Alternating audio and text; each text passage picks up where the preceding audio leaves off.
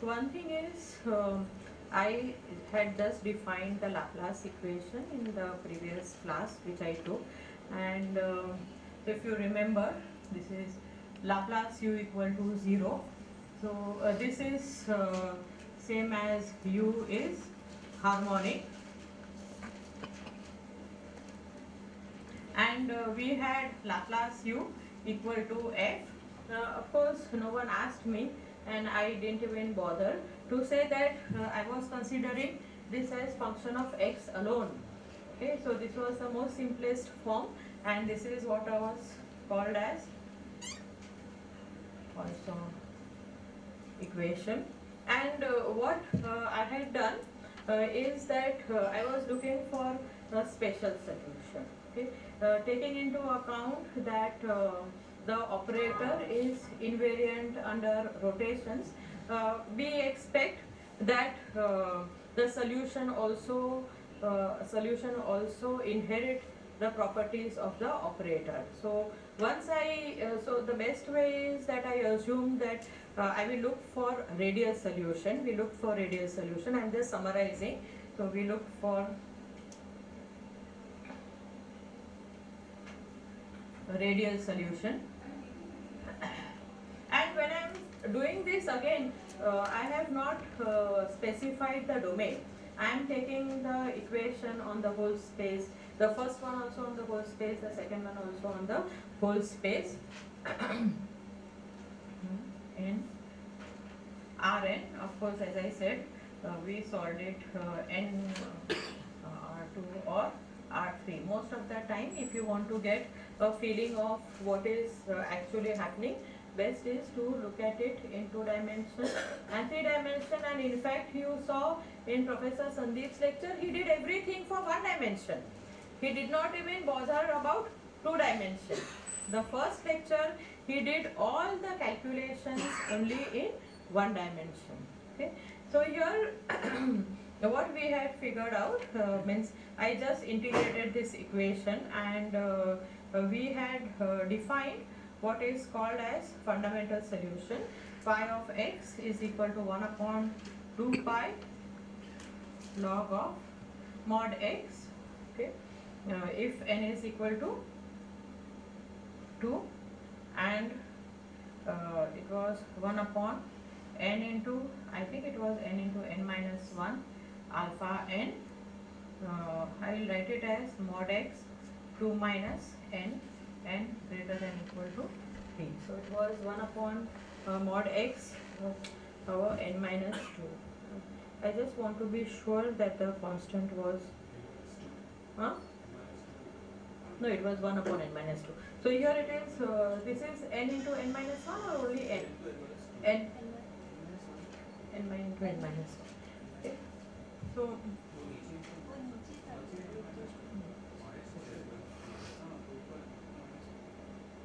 talking about the coefficient point. Let me, I have a book. So I am talking. Okay. Yeah. So this is what we had obtained. How did we get this solution? We just integrated the function, integrated the differential equation, and then we used just simple calculus arguments and integrated it twice and got our solution. And what we also know is that this solution is not defined at x equal to 0. It is you can differentiate this function at every point except for x not equal to 0. Okay, so this again, as I said, you have to, as long as you are away from origin, you are fine. Okay, you can differentiate the function everywhere except at the point 0. And then using this fundamental solution, we try to obtain solution of this Poisson equation. So let me call it T. What we did is we wrote u of x is equal to f convolution with phi of x, which is integral. So as I said, this is going to be integral over Rn f of y phi of x minus y dy, and this is same as integral over Rn f of x minus y phi of y dy. Okay.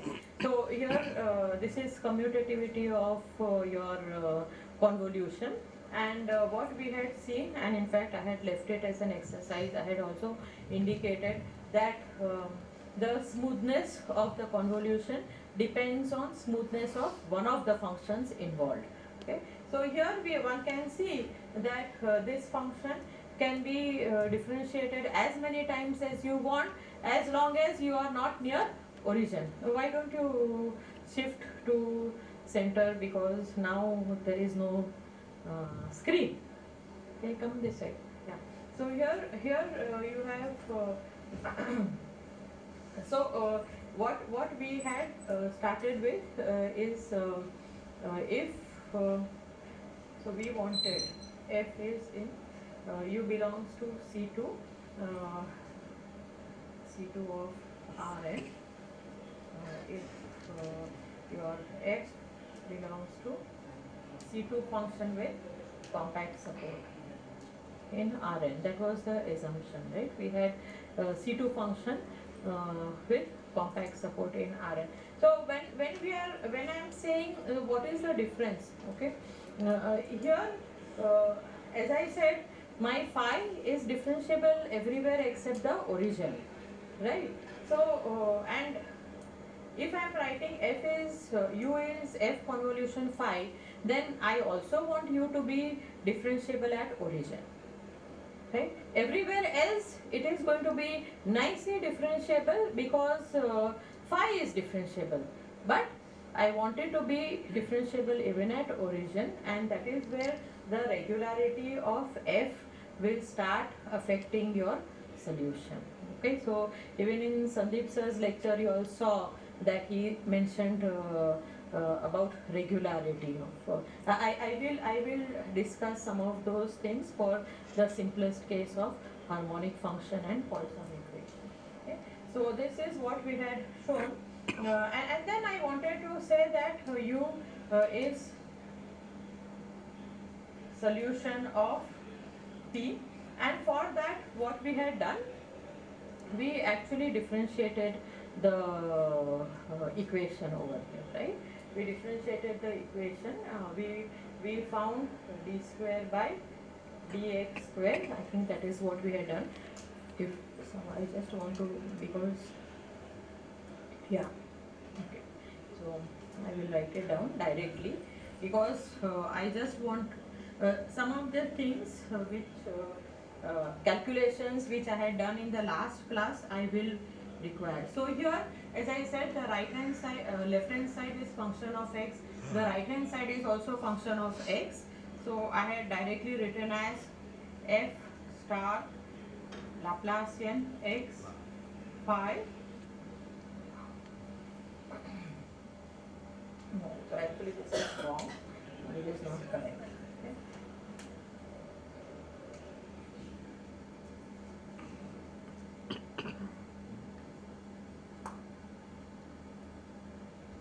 And then like as we had seen, we had to split up the integral into two parts.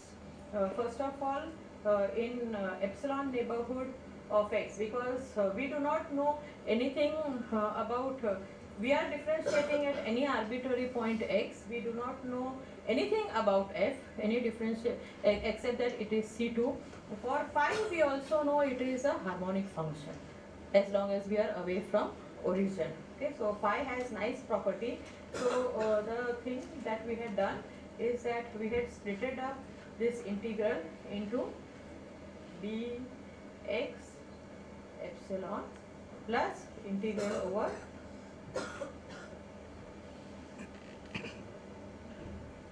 epsilon.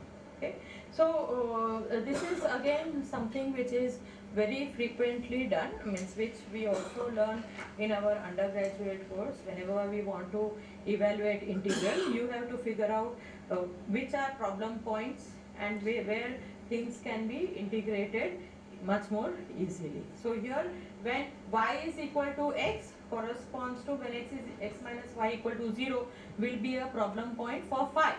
F is defined in your domain. You only have to take care of the singularity which comes from this particular function. So what do we have?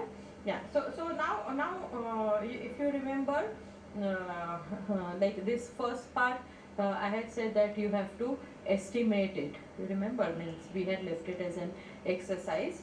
Here what had happened is that in this, let me write down this particular. I think I had left it incomplete. Yeah.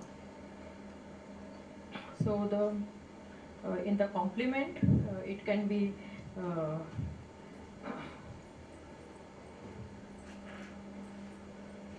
so this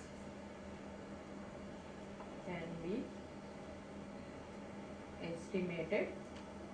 So if I write it as I1 plus I2, then I2 was less than equal to C times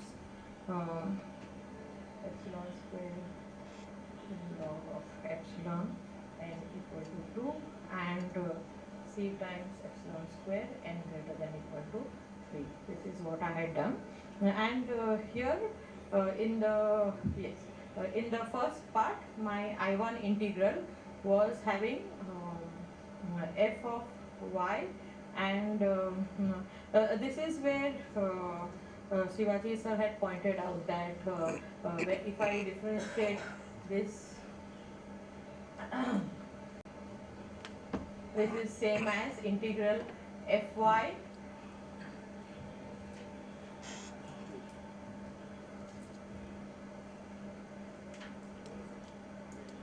okay, the Laplacian with respect b0 epsilon.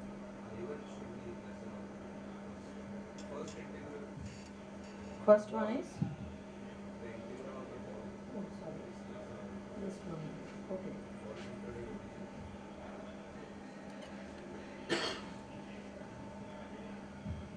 So this one can be estimated. Okay, so let me just think about, yeah, okay.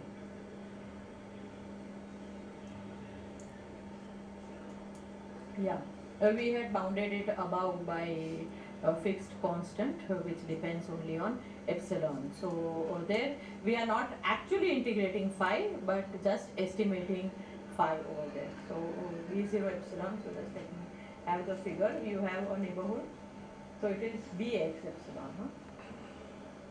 Bx epsilon and things outside bx epsilon. Okay, I wrote it directly, of course, so that is why it is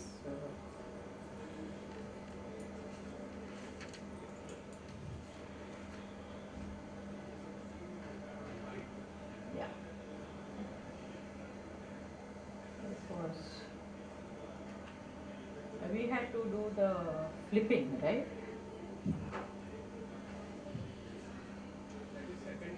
Yeah, that's what I had to do. So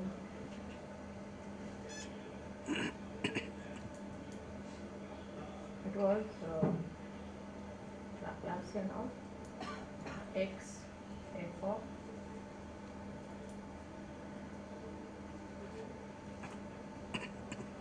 this was the yeah. So that is why I wanted so b x epsilon complement, and this we said I wanted to shift the derivative on f to derivative on y so that I am able to use my integration by parts, but this is derivative with respect to y, whereas I am differentiating with respect to x, and what we had observed is that this is same as f of x minus y phi of y dy, and then we were left with so once this is derivative with respect to y and there is integration, so this is complement integral with respect to y, one can apply the integration by parts, and I will again write it down directly.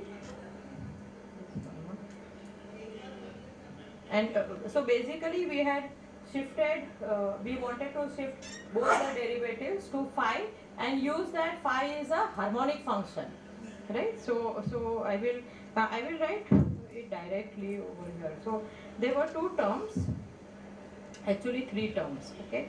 You do, this is second order derivative, so you will have two boundary terms will come. The first time I do integration by parts, I will have gradient f, gradient phi, and then I will have one derivative and normal derivative of phi, okay? So you want me to write it down? Let me gradient of f, gradient. So everything is with respect to y now. Phi dy minus, so this is x minus y, okay? Minus integral over boundary of d0 epsilon phi of y df by d mu x minus y dsy, okay? So this is a surface area element, and this is your measure, interior measure. So nu is the inward normal vector, and this I can differentiate one more time. I will take this derivative inside, so I will have f of x minus y Laplacian y phi y dy, and then minus integral boundary of b0 epsilon, when it become b0 epsilon, x actually, right? So make it x, please. I always end up making bx epsilon, because that is the boundary of the domain.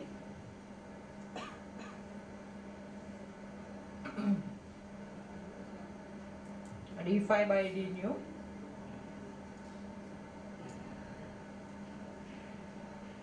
f of x minus y dsy, and then there is this one which comes from above.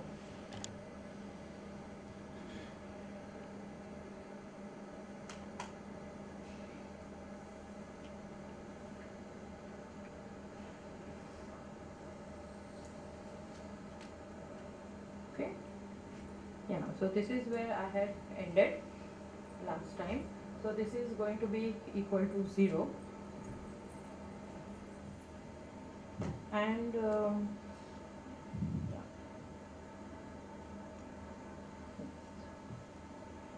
So which is the function that we know, okay? So here again this part can be estimated exactly like the first one. You are having phi, right? You are having phi over here, you are having phi over here, and we already estimated. Now remember, your phi is radial. Phi is radial. So if I substitute log of mod x for n equal to 2, or that constant times mod x power 2 minus n, if x is varying over the boundary of the circle, it is going to be just epsilon power 2 minus n. Right? This is over boundary of the circle. So this is just going to be something times epsilon. Okay? This is a C2 function. B0 epsilon is in your domain wherever your function is defined. So either f is going to be 0 or it is going to be bounded. So this quantity can be bounded by epsilon. Okay? Some constant times epsilon. Okay? So this is going to be, so in fact it is going to be O of epsilon. This term will go to 0 as epsilon goes to 0. You can just substitute phi. You students should substitute. Don't see here, there. So you have this one. Then you have used harmonic. You have used this one, right? So now let me come. So this is normal derivative, right? This is normal derivative. This is your x epsilon, and I am taking, this is your boundary, right? This is the integral over the boundary of this particular function. So this function is very nice because I can, this is just depending on r, right? This is just depending on r. So if this is like log of r, and here it is going to be 1 upon n into n minus 2 alpha n r power n minus 2. That's all this function is, right? So now if I look at this normal derivative, again I can be smart. I can shift this x minus y to x minus y over here, right? I can shift this x minus y on f to x minus y over here. So I will be lazy, which as a student we hated if the teachers do it, because for teachers it is easy to rub on the board, but for the students they have to write one whole single line. So you have this one, right? I have just shifted the x minus y to x minus y over there. Why? Because then it is easy for me to calculate the normal derivative of phi. My function phi is over here. If I take phi of x minus phi, x minus y, or y minus x, no, sorry. Please correct it if I am making mistake. Yeah. It has to be y minus x, no, from the beginning. Otherwise, there will be negative sign. You are supposed to find faults with your teachers. Is it correct or not? X minus y or y minus x? Is it correct? X minus y? Okay. Okay, fine. So here, your y is varying on the this thing, and when I said normal derivative, I am taking inward pointing normal, right? So inward pointing normal is, my domain is this one, right? So the inward pointing normal will be, this will be my normal direction, unit normal direction, right? So here if I want to differentiate, I am differentiating just in direction of r, which is centered at x. So derivative of log r is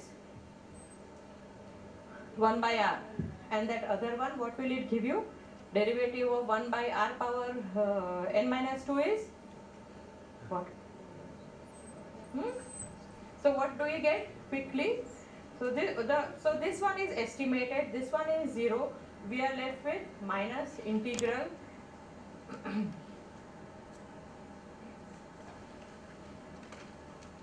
so derivative of this. So this is going to be 1 upon 2 pi r, right? And r is epsilon, right? If I am on the boundary, r is epsilon, okay? F of y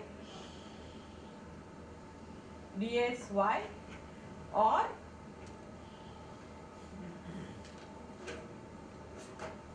what do I have here? N into n minus 2, then alpha n, derivative of 1 by r power n minus 2, what do you get? So minus minus will get cancelled, yes, and what do you have? R power. So again that will become epsilon power n minus 1, right? F of y ds y, right? Sign रहेगा नहीं रहेगा?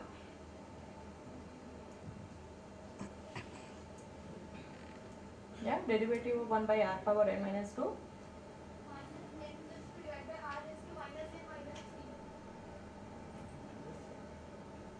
Something is wrong. This n minus 2 gets cancelled, right? N minus 2 will get cancelled. So just write it properly. So and this minus sign will become plus sign, right? So I will have 1 upon boundary of bx epsilon 1 upon n alpha n epsilon power n minus 1 times f of y dx y. Now, alpha n was the volume of the sphere. Okay, so this is nothing but, or here this is going to be the circumference of your circle. This circumference of your circle, I think that minus sign somewhere is there. So circumference of a circle, this is going to be volume of the ball of radius epsilon. So this is nothing but you have spherical average of your function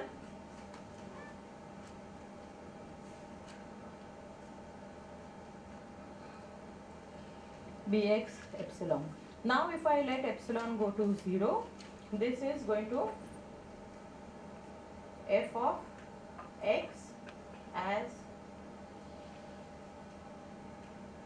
tends to 0. Maybe the minus sign remains somewhere. Yeah, this is because I make this kind of, it's okay. So just verify that some sign thing is there, but you are still going to get the limit. So I have one question. How many have checked this? That you see what is happening over here? How many have checked this? If I take average of a function over a ball and let the radius of the ball go to 0, then the value of that limit is going to be the value of the function at the center of the ball. That's what it is saying, right? So I just want to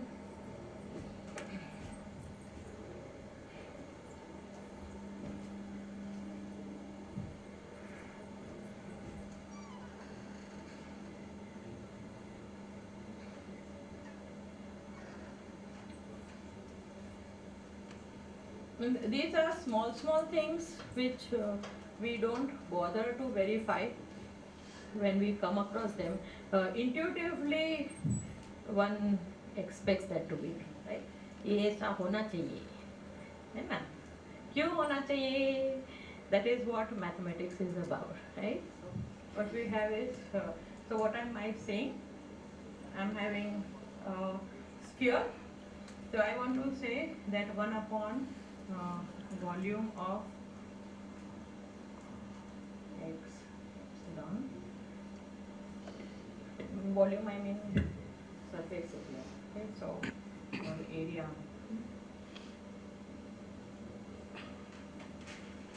f of y dy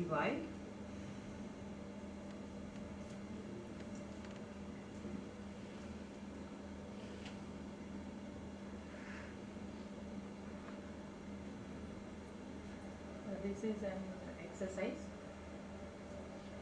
What does it mean? For one dimension, if I write it down, it is 1 upon 2 epsilon integral from minus epsilon to epsilon f of y dy limit f of or x minus epsilon to x plus epsilon is equal to f of x. Okay. So if I take average around a point of a function and let the length of the interval go to 0, I should get the value of the function at that particular point, the center around which I am taking average. So this is exercise, at least in the tutorial somebody should have solved it, okay, and then you can, because it is just one dimension, you know, same thing is going to higher dimension, there is nothing, this is intuitively, as I said, it is very clear because this ball is shrinking and you are dividing the area of the ball, right? So what is left in the end is the value of the function at that center. Okay? So try to solve this, and so what have we done? We have shown that indeed this is a solution of Poisson equation, okay? And this works in the simplest situation, and as promised in the first lecture, that many times it is useful to find the properties of solutions without actually solving the problem, because then you can do lot of guesswork. Okay, once you go to higher dimensions, once you go to PDE, again as I said, this is still the simplest one. We already saw, I think he mentioned at least 2 techniques in the previous lecture, that you phrase everything in abstract vector space. Okay, only thing is we all know how to work in finite dimensional vector space, but the function spaces most of the time are not going to be finite. Function spaces are not finite dimensional.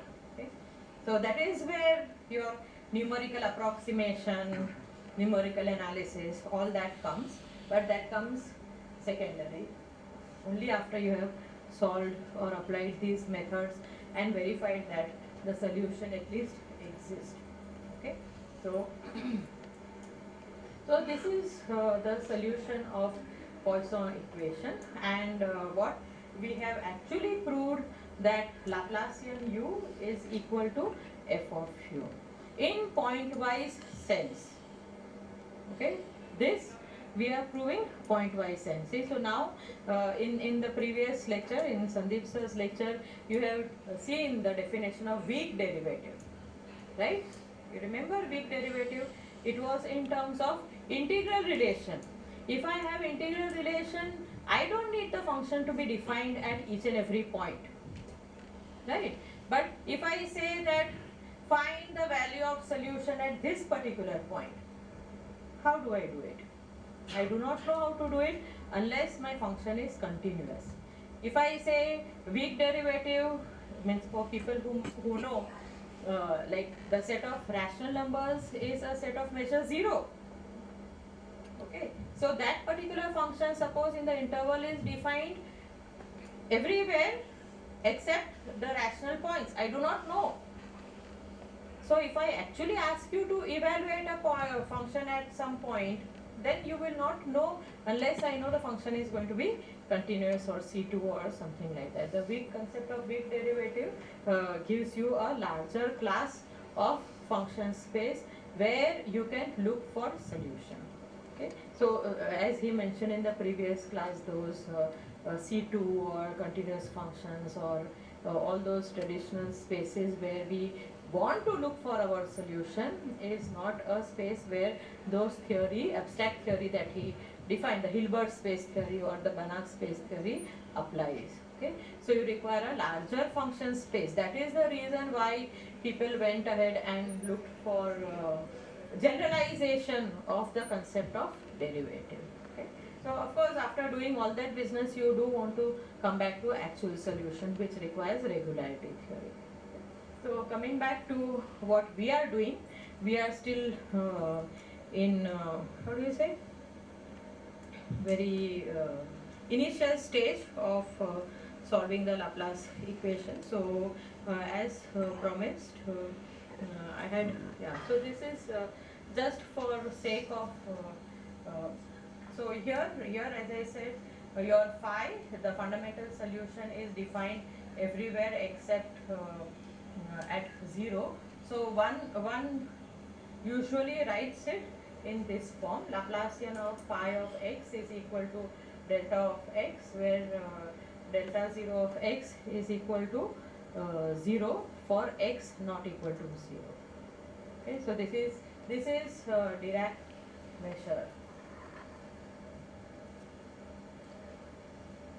It is not a function.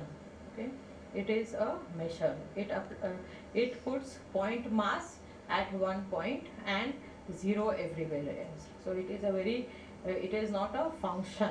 Okay, it is not a function. One should think of it as a measure. So that is more sophisticated notation, and then it is easy to take convolution with Dirac measure, and then you get your answers very quickly. But anyway, this is not so important. Now let me go to what I want to do now, properties of harmonic functions.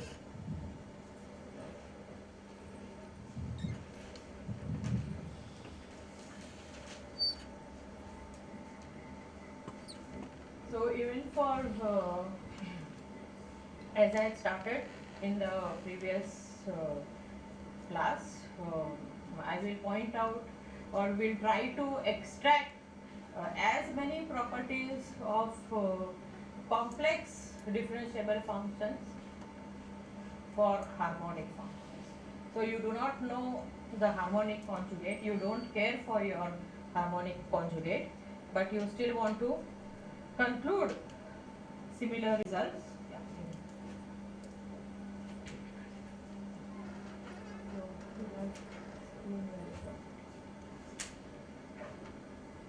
So you are not going to sleep in the class. We should make them do turns, like, you know. Thank you, thank you, thank you. That's all. Oh.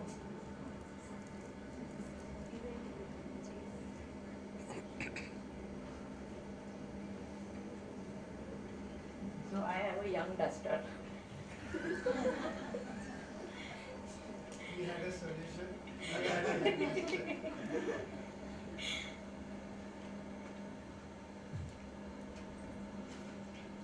So let me write down the mean value formula.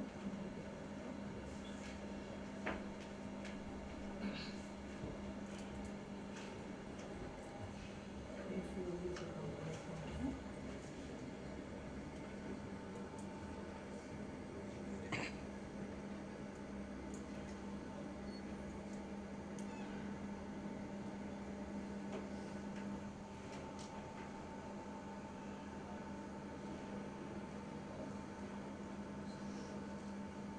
So by domain I mean open, connected set.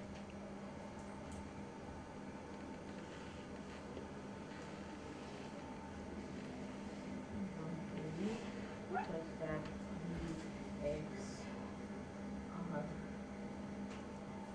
Do I need to have the notation? Ux.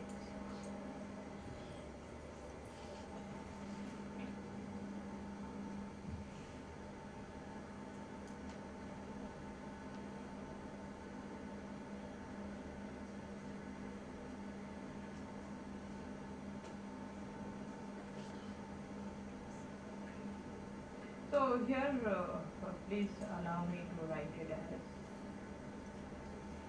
this is volume of Bxr. So my notation is, because I don't want to keep track of what is the value. Ball of radius r. We all know if you have a ball of radius r,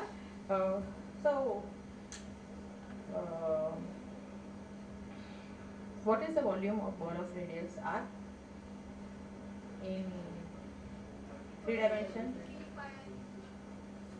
4 by 3 pi r cube, right? And in 2 dimension it is going to be pi r square, that is the area, right? For n dimension, what do you expect? Some constant times r power n. You understand that, right? So this is going to be some constant times r power n. Okay. This constant is is nothing but, so I can be smart and I can just put it as omega n r power n, where omega n is volume of unit ball, right? And this is going to be surface area of the ball of radius r. So this is surface. Already.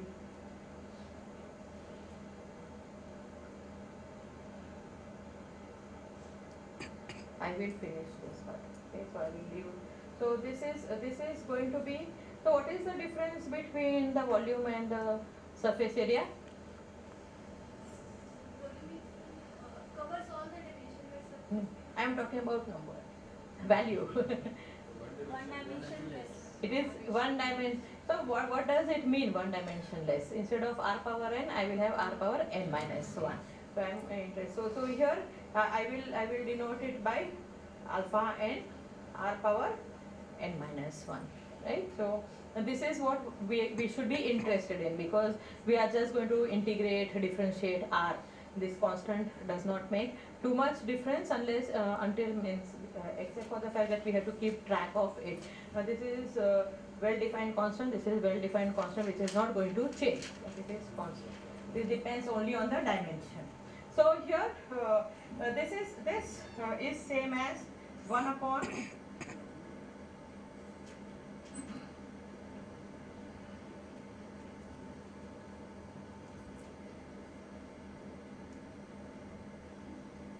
So here, whenever I write dsy, it is a surface measure. Dy is your usual dy1, dy2, dyn.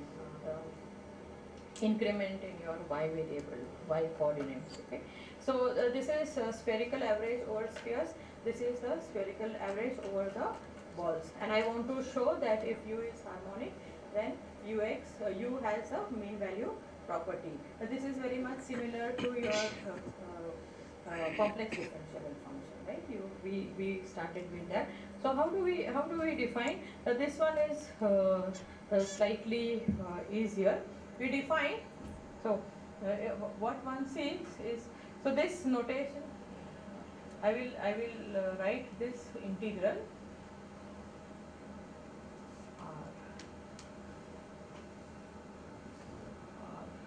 u of y dxy. I will write this as average, spherical average. So this is bxr. This notation means 1 upon that constant comes out, u of y dsy. So here you see, if you look at this relation, there is this r variable over here, and here it is like these balls of radius r are there. So what is the idea over here? I am having, if you look at this solid integral can be broken up into these spheres, right? So what I am going to do is, I am going to express this, I am going to study this as a function of r. Okay, this is what I am going to do, and use the fact that it is harmonic. So you define, so actually I should not be, how do you, let me still write it down quickly.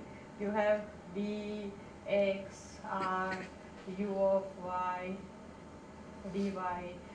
I can write it as what? I can write it as integral d0 s, integral s goes from 0 to r, boundary of spheres, right? So this is what this is s is a good variable. You want to call it something else?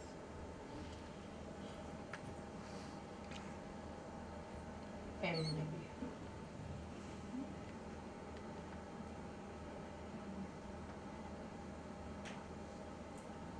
B0M u of y d s y, and here you are having X. where? Center is the X, right? Yeah, sorry. Okay, so this is what you usually do in spherical coordinate. Okay, the only thing is I do not care about this, what is dsy, but you know that it is a surface measure, so it is always going to have r power n minus 1 appearing, right? If I ask you for polar coordinates, what do you have? R dr d theta. In higher dimension, it will be r power n minus 1 dr, and when I say d theta, it is not just one theta variable. In 2 dimension it is going to be 2 theta directions. In n dimension it is going to be n minus 1 theta direction. Okay. So just to avoid all those confusion. So here you see I am doing this particular like I am splitting it up in terms of this spheres where the radius varies from 0 to r. Okay. So what we will do is we will look at this particular quantity as a function of r and then try to study it. Okay. So just so define, consider.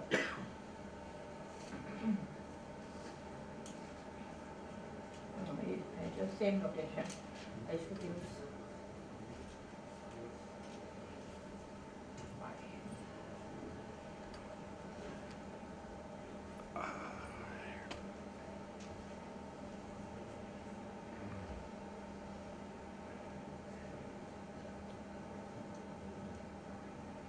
Okay, this is the integral which I am going to study, where I am going to vary my m. Okay, so you will see I have to introduce derivative of my. I have to use that the function is harmonic. So no, it is after. No, no. Let me. I will finish in this one. It is okay. Next time. Next time. Turns लेने का. Yes, good. Yeah. So.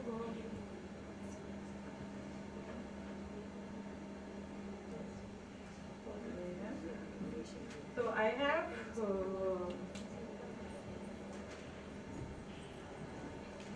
GM is equal to the average of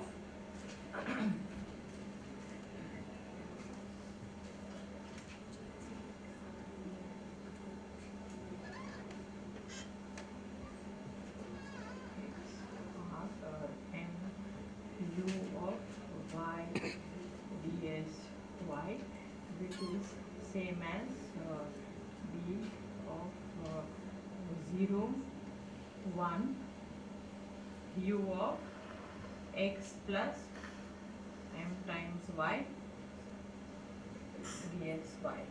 Okay, I have.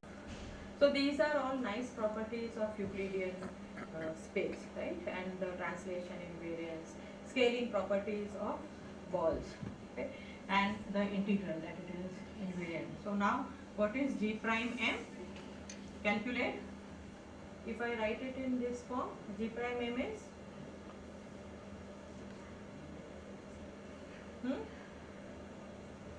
G prime M क्या? So you forget this thing. This is just 1 upon some constant. That R cancel.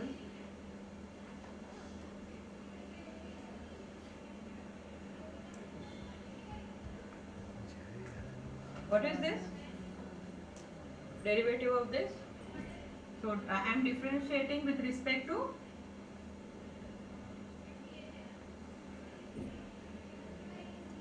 yes. What is this? हाँ बोलो. Give one dimension का answer भी तो चलेगा. Okay, what is the answer? No, I want. बोलो.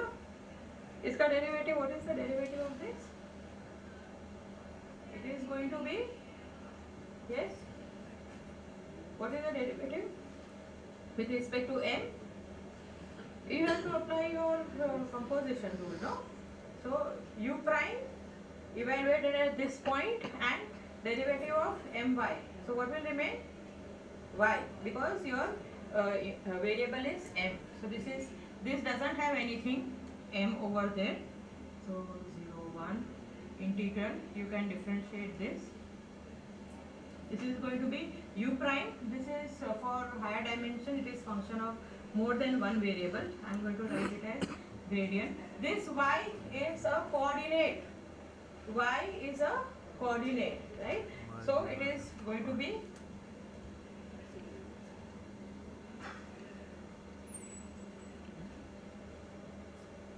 you understood?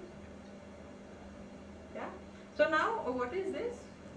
So answers, of course, you can always see from your book, but I want you all to also see the geometry behind whatever we are doing. So gradient u dot y dsy, what is that?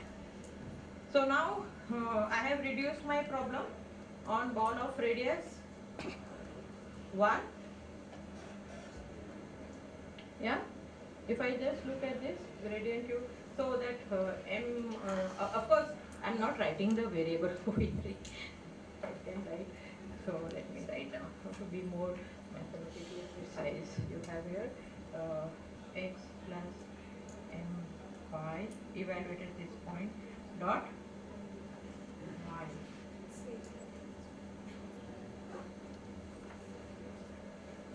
Right? So what is this going to be? So here again gradient at the point x plus my, it means I am having here my point x plus my is going to be over here, and when I am taking dot product with y, what does it mean?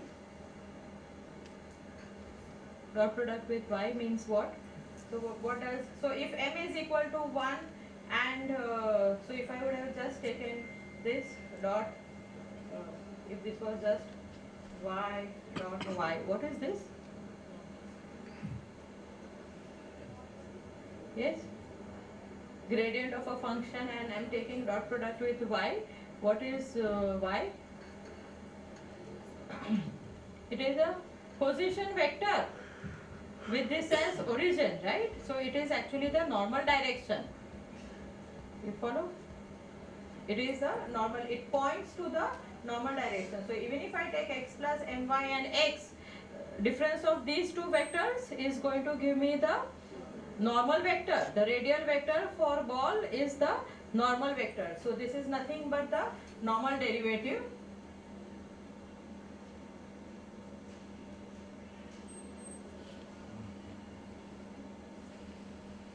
Of course, I can change everything. Ball of, so here there were some constants which would be there, right? Somewhere. So if I again make lot of change of variable, if I reduce everything to ball of radius m, then there will be m term which comes out, and there will be, this will become m. Again change of variable if you do. Now my point is how do I go from rather than telling you more,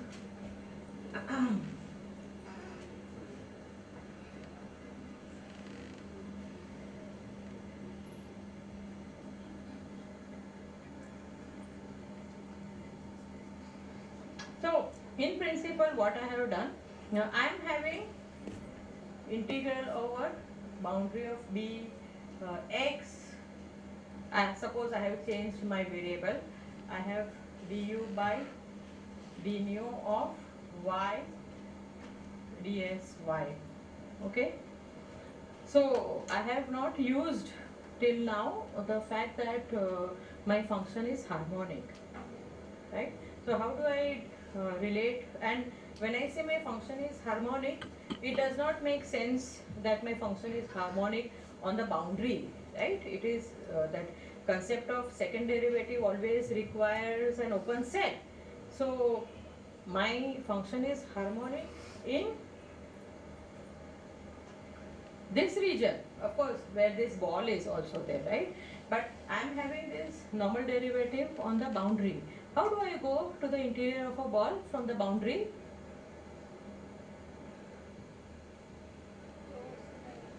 Yes?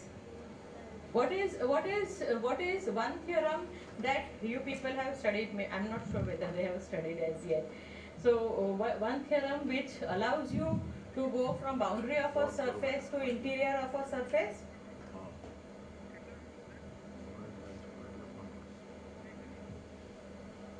Yes? Boundary of a surface to interior of a surface? Divergence. Huh? Divergence. Pardon? Divergence. divergence theorem. The divergence theorem is the one which allows you, so you study, like I think in TYBSc they have, or as well, surface integral, and so divergence theorem is something that will allow you always to go from the boundary to interior, right? So of course all this is, so if you have a vector field, then divergence of this vector field. Yeah. So means these are the important comments rather than the proof.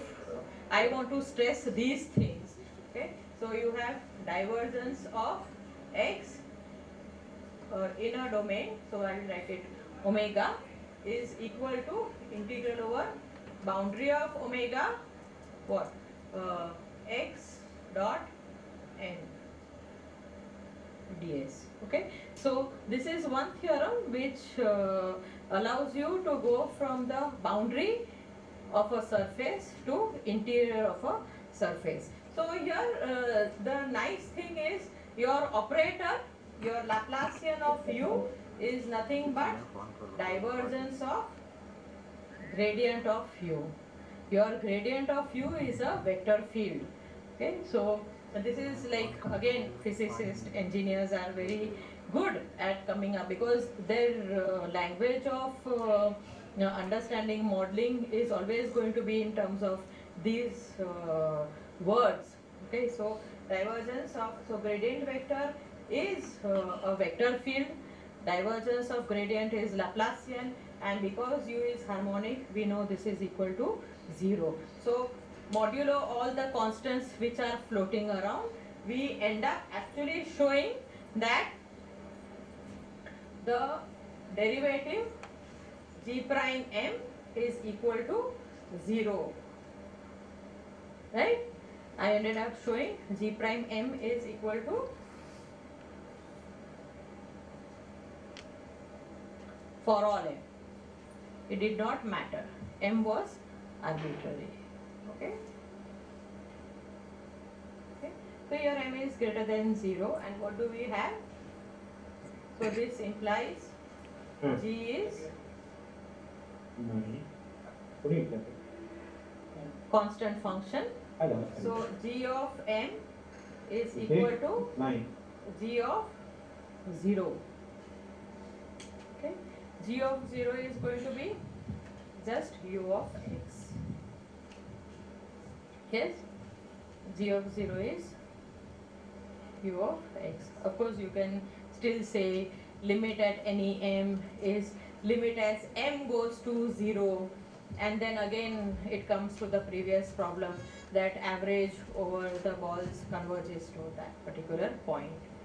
Okay, so someone may say, oh, we are talking only about radius vector which is always assumed to be positive. How am I saying I'm letting it go to 0? So in the limit it exists, and so this is going to be u of x, and here we got the spherical average. The spherical average of the function is equal to value over here. And now again, if you look at this going from a ball to the sphere argument, this value is equal to ux, and then you are taking over all balls of same radius. So all this will normalize, and you will still get your answer ux. Okay, so this is the mean value property. The converse is also true. If you have a function which satisfies the mean value property for every x in your domain, then the function is harmonic, because the proof is over here. If it satisfies mean value property, that g prime m is going to be 0. G prime m is 0, and then we already said that g prime m is in terms of this Laplacian, right? So it will give us Laplacian is equal to 0. Okay, so I am not writing the proof of the fact that if a function satisfies mean value property at every point in your domain, then the function is harmonic. Okay, because here this calculation of showing that g prime m is equal to, this is, so this one by Green's theorem or divergence theorem, this is equal to integral some constant times b x m Laplacian of u y. So you have required the boundary, no? No, it is interior, yes. So dy. Okay. So this part allows you to say that, and what you have already shown is that it satisfies mean value property. So you have this function is identically equal to 0. So Laplacian of uy is going to be 0. Or you can say if Laplacian of u is not equal to 0 at some point, then it is non-zero in neighborhood of that point, and then you will get a contradiction to the fact that g prime m is equal to 0. Okay. The problem will become is that if I say the integral is equal to 0, why should the integrand be equal to 0? Why should integral of f equal to 0 does not always imply that f is equal to 0. So if you want to avoid getting into justification of those kind of things, then you can just say that suppose Laplacian is not 0, then Laplacian will be either positive or negative in neighborhood of a point. But in that point, because the mean value property holds, this g prime m should be 0, which gives a contradiction to the fact that this term is strictly positive or strictly negative in neighborhood of that point. Okay. So try to write down. I always tell my students that whenever mathematics is not only about writing the answers or solving the problem, it is also about writing things down clearly. Okay? Not just copying whatever the teacher is writing on the board. I mean, that is why I don't give good notes, because I want the student to make effort to write things down, write everything down logically so that you understand whatever is written down. So I think I can stop here, and then we will study more properties of harmonic function in the next class. Sorry, I hope this has been visible. Yeah, for you people it is visible. Is there a question? Yeah, actually, is that person there who asked question about locally compact and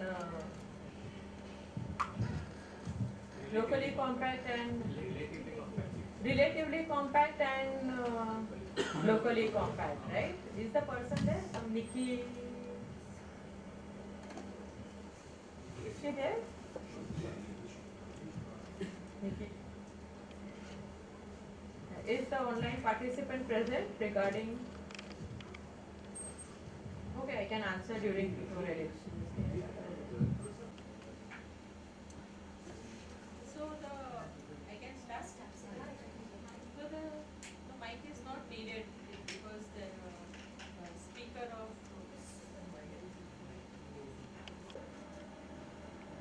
Yeah. It went away. Yes.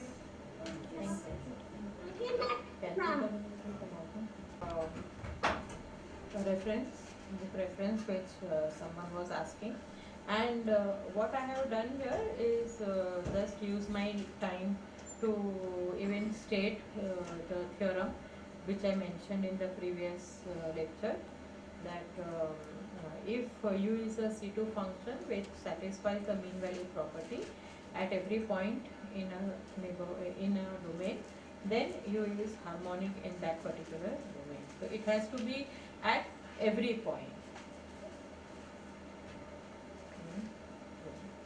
So again, let me continue studying some more properties. Till now, what we have done is we have given explicit solution to an extent, okay, of Laplacian u equal to 0 modulo the point at origin, which is a singular point. But for f, which is a C2 function with compact support, we had a nice expression in terms of the fundamental solution, and that we differentiated 2 times, and we said and showed that it is a C2 solution of the Poisson equation. So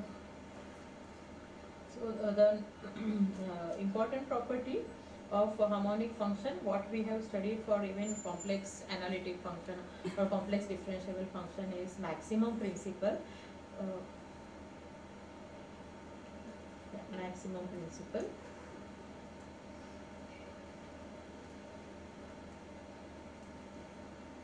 So does anyone remember what maximum principle for complex analytic function states?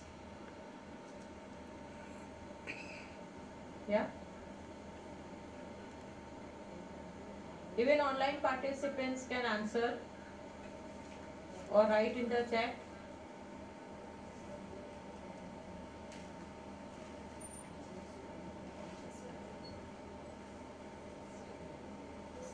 Maximum will be taken on the boundary.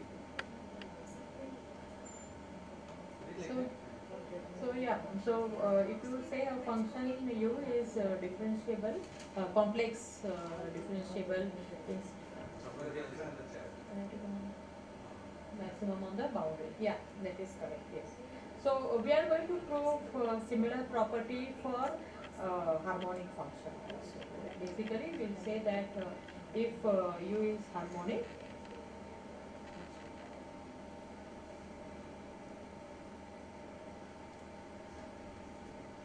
so let me use omega. So basically, and U belongs to C2 of omega intersection 1.5. Then supremum of omega bar is equal to supremum of U over boundary of omega. So here I should write maximum, right? So U is, we are assuming U is a C2 function in the interior of the domain and continuous on the boundary. And so here we are not mentioning. So if it is, first of all, you want your supremum to exist. So the easy way out is you assume that omega is bounded set. Right? So let me also assume set.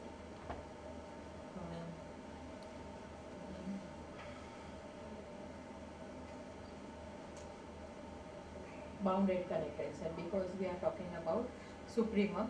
So what we also know is that if U bar is going to be compact, so maximum is going to, supremum is going to be attained, and hence you usually refer to it as maximum. Okay. So and what we have is, so this is the statement which one of the participants said, right? Supremum in omega bar is equal to supremum on boundary of omega. Anything?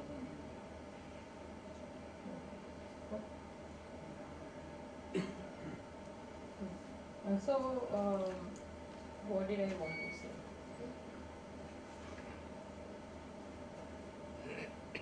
In fact,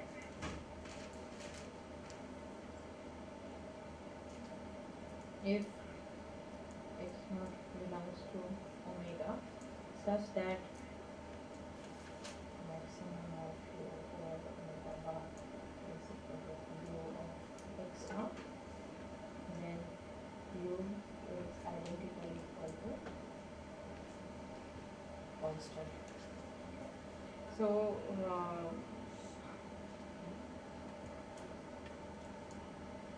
what does the theorem say?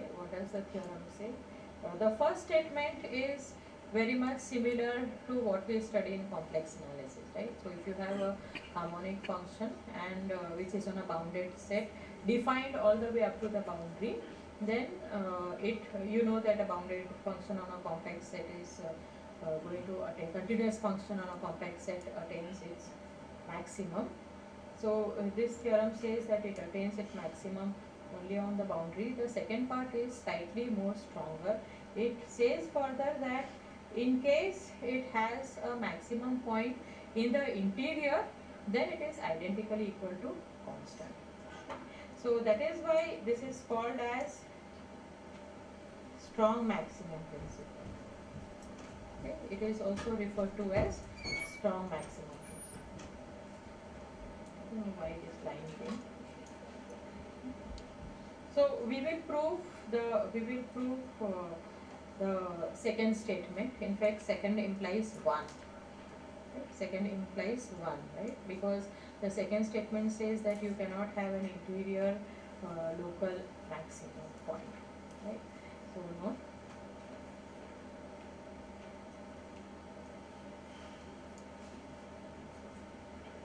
And also,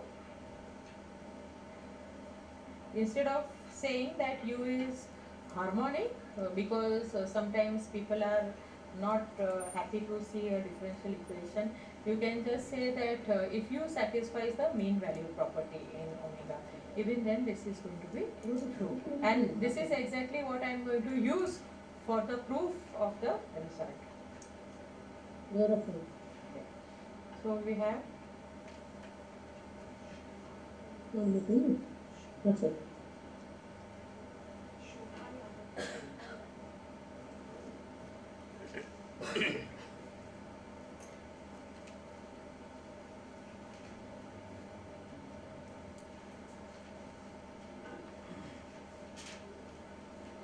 then 1 and 2. So actually equivalently I should say. So instead of saying it is harmonic, I can just say that suppose U is a function which satisfies the mean value property, then it is going to satisfy the conditions 1 and 2. It satisfies the maximum principle. So I will just use the fact that it satisfies the mean value property.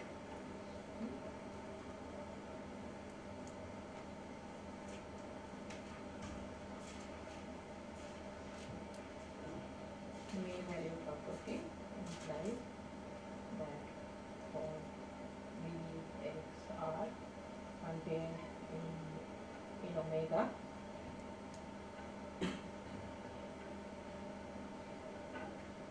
U of x is equal to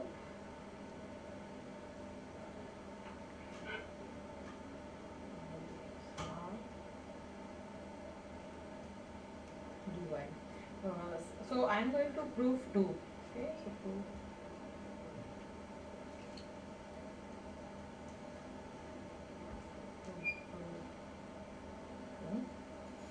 suppose there exists x naught belongs to omega such that maximum of u on omega bar is equal to u of x naught.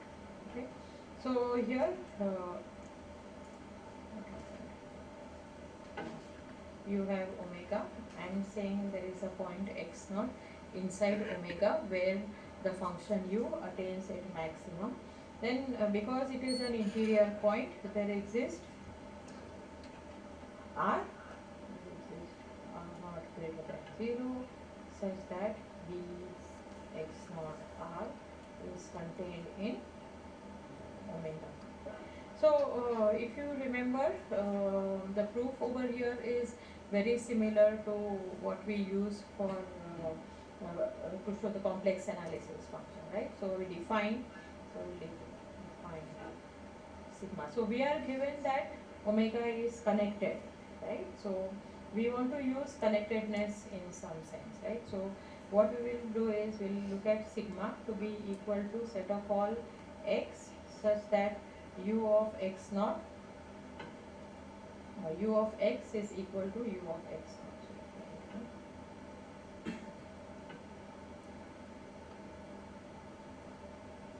U of x naught. Okay. So of course sigma is non-empty because x naught belongs to sigma. Okay. Sigma is closed. Why is that? Why is sigma closed? I want to use the concept of connectedness. What I will show is that there exists a set which is non-empty and open as well as closed. So basically my idea is if there exists a point x naught where the maximum is attained and this point is in the interior, then the function u should be equal to that particular value throughout omega, right? So the best way, when I know that omega is a connected set, the best way is I try to show that it has a non-empty open as well as closed set. Why is this set closed? Set of all x such that ux is equal to ux naught. Huh? This is say so this is m. Suppose I call this m. Why is this set closed? Open and closed set you all have studied, no? Also, why do you have always difficult answers? It is inverse image of a singleton point. It is inverse image of a singleton point. Singleton point is a closed set in R, right? And U is C2. In fact, it is going to be continuous, right? So it is inverse image of a closed set, and hence it is closed. So we have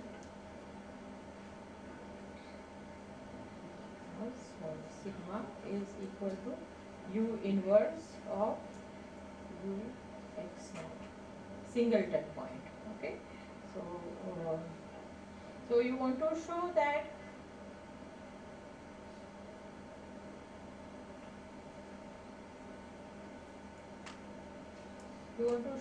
sigma is open, right? So this is where we will use the mean value property. Okay, so what do we know? Because this Bx naught R is contained in omega, the value at the center can be given in terms of average of the function on the boundary of the ball of radius R. Okay.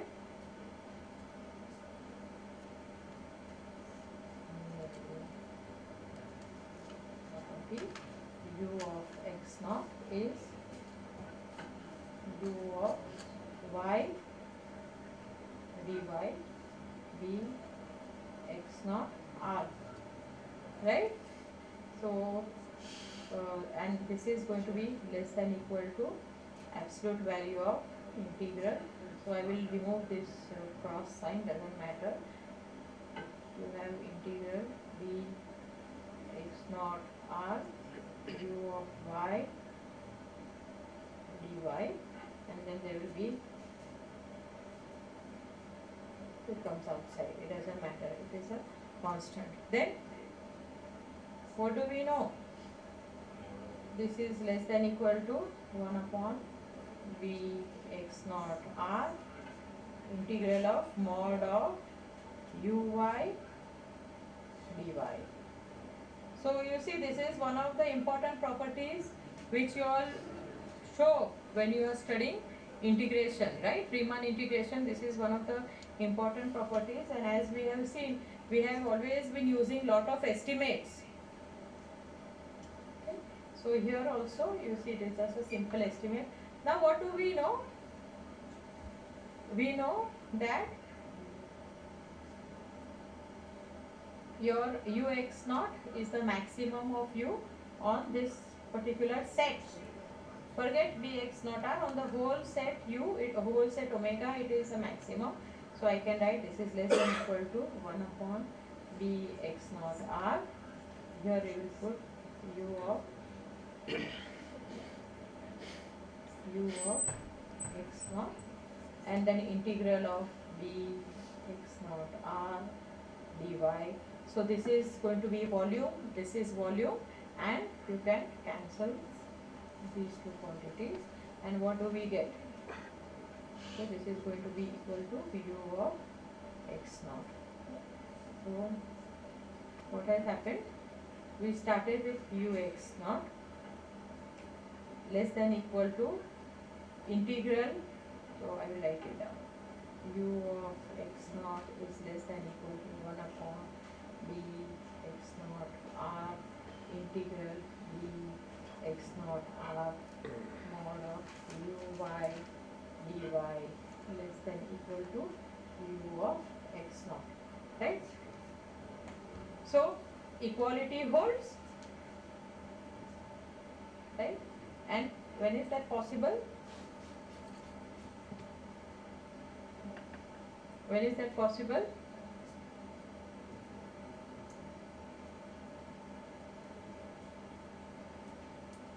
So this again, like many times one has a problem to decide what do we do next. So equality holds, and then I want to say that ui is identical equal to ux naught. How do I go from this statement to that statement? So for sake of simplicity, if u of x naught is equal to 0, then what do I get? I get this particular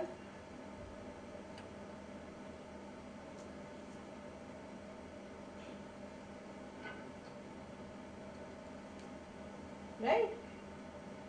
And then I want to conclude that ui is identical equal to 0. Why is that true? What? Everyone is sleeping. Shall I go to the board? I miss the young dusters. Yeah? So, from this step, see, I just made it equal to 0, right? Why did I do that?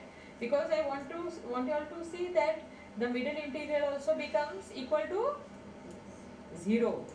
Why is that true? Yes? Why is it true? Young answer. Why is it true? Integral of a non-negative function is equal to 0 implies the integrand itself is equal to 0. Okay, these are simple properties.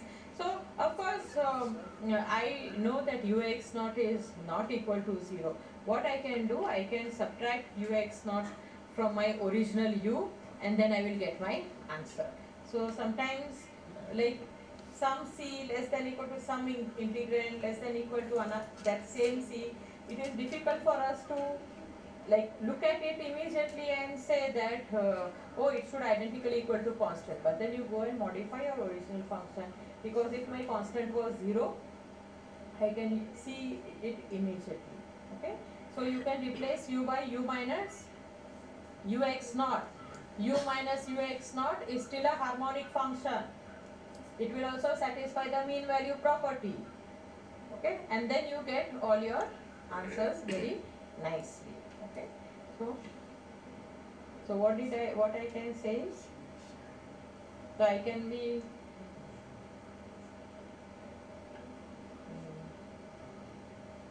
okay, consider v of x is equal to v of u of x minus, or other way around. Really doesn't matter.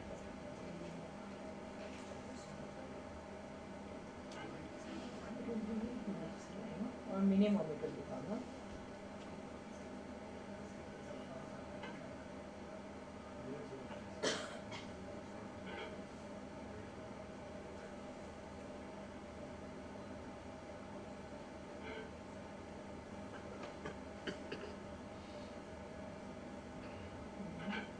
Implies v is identically 0.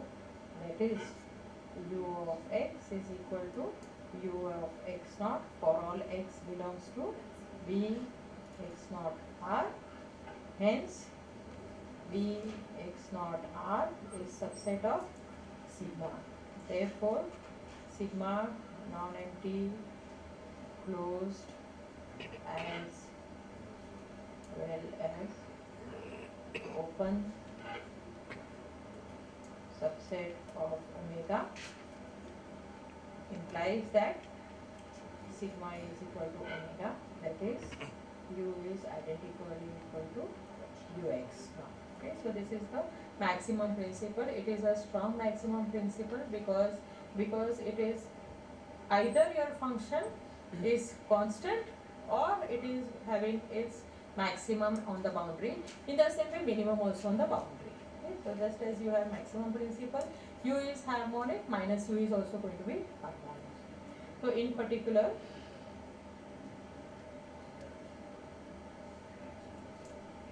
if u is a solution of Laplace u equal to 0 in omega u equal to g on boundary of omega, where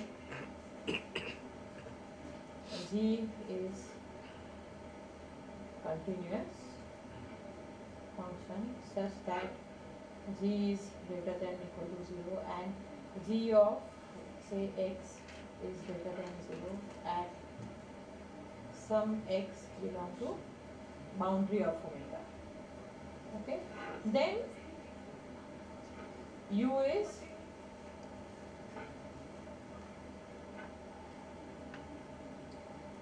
is strictly greater than 0 on omega. Okay, so what does it mean? It means that you have a non-trivial solution to your differential equation.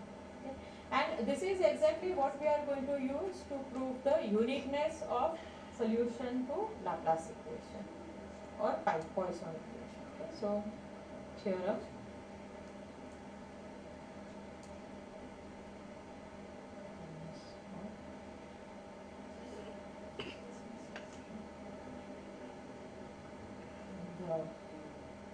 The boundary value problem. It is not an initial value problem, it is a boundary value problem.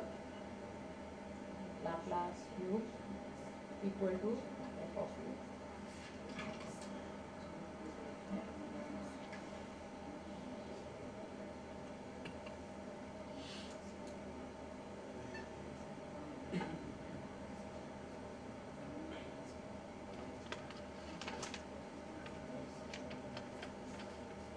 For f belongs to C2.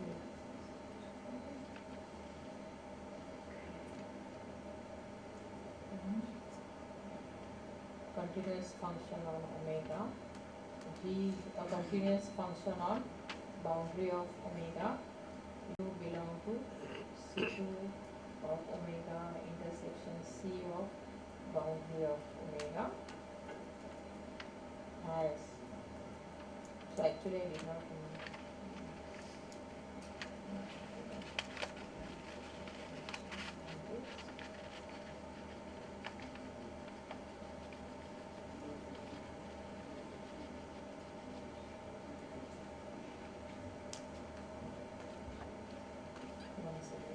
So, if the solution to this particular differential equation exists, then it is unique.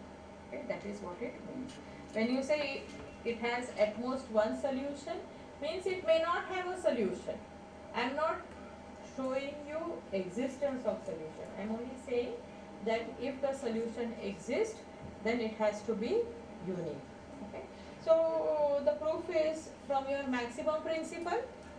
Right? Suppose there exists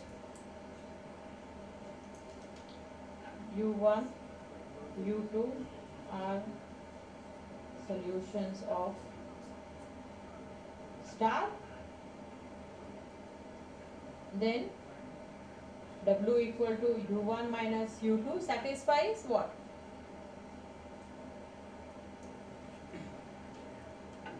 Minus Laplacian w equal to 0 in omega, w equal to 0 on boundary of omega. Okay. So then what do you want to say? Your maximum principle says that the maximum is achieved on the boundary, right?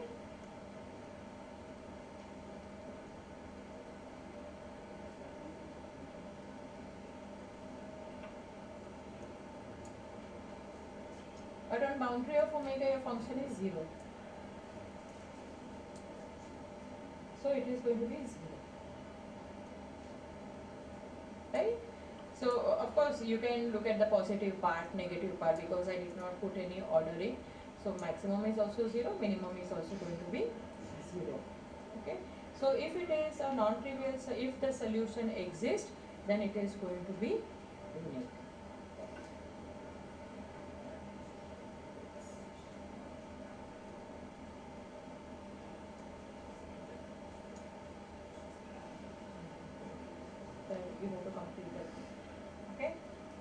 Yes? Completed.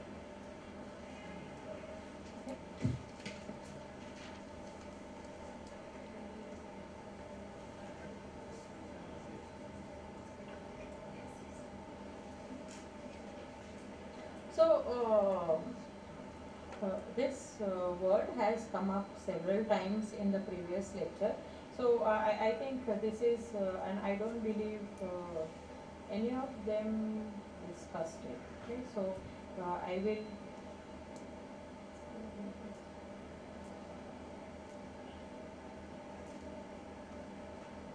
regularity. Okay, so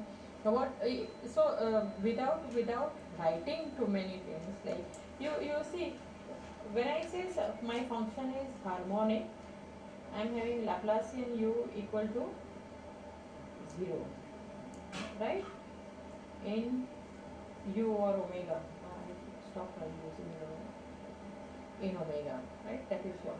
Now, if I first of all, I have already illustrated to you a C2 solution. If I want to say Laplacian u equal to 0, means I should be able to differentiate my function at least 2 times, right? But if I know the solution of this differential equation exists, okay, then I can just look at this differential equation, and what I can do is, right, I will put d by dxi on the left hand side, d by dxi on the right hand side. The right hand side is 0. And what does this give you? This is like I can keep on differentiating as many times as I want. Okay? This is just heuristically. I am not saying actually. I am just saying my function is 0, so I can keep on differentiating as many times as I want. But that should give me that my u is differentiable as many times as I want. Okay, so that is about regularity. So again, as I said, heuristically, if my equation was Laplacian u equal to f, okay, and so here I am already saying if my function f is continuous. You see, in today morning's in Sandeep sir's lecture, when he was doing weak derivative and all that, for existence of integral, if my function is bounded continuous, it is enough. Okay, so here if I just assume my function is continuous on the right hand side, if you just read it, the statement, what it means, my second derivative of u exists and it is continuous because f is continuous. The right hand side is continuous, the left hand side is already second derivative. So I will say u is, what is happening?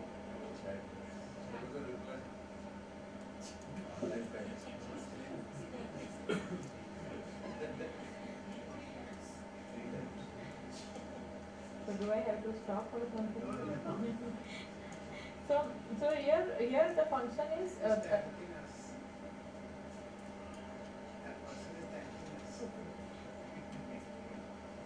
so the right hand side is continuous. So the left hand side is also going to be continuous, but left hand side involves second order derivative. If I am working in one dimension, it only means dxx is equal to f, which is a continuous function. Now, if my function on the right hand side is c1, then I can differentiate one more time on the left hand side, right? And I will get my u is c3. Okay, so that is what is regularity theory is about. You understood? See, if my function is, if this is c1, this is c2, 2 times differentiable. Because my function on the right is differentiable, what I can do? I can put d by dx over here, d by dx over here, and this one has an answer. So I have an answer for third order derivative. So my u becomes 3 times differentiable. So this is the regularity theory. So here when the right hand side is 0, I can differentiate as many times as you want, and we will actually show that it is true. Okay, so that is what the next statement is, that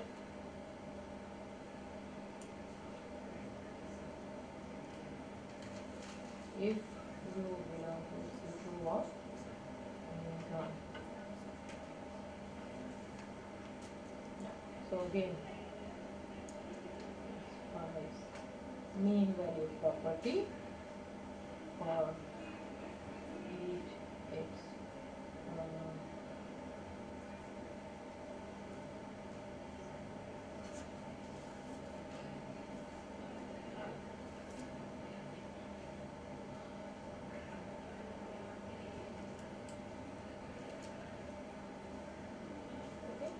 I'm writing things in terms of mean value property because I'm going to use that to show it is C infinity of omega. I can differentiate it as many times, and the idea behind it is just this.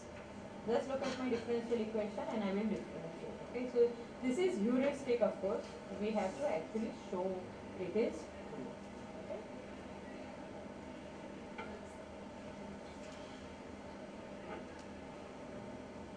So here I will have to recall the definition of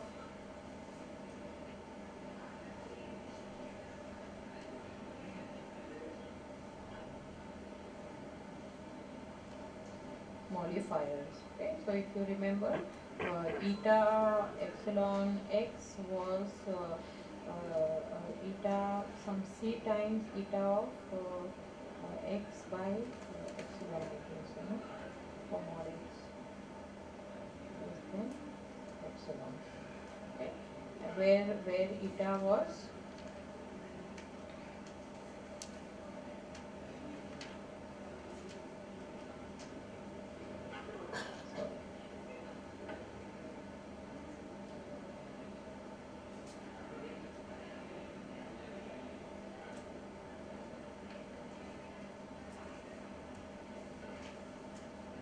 okay.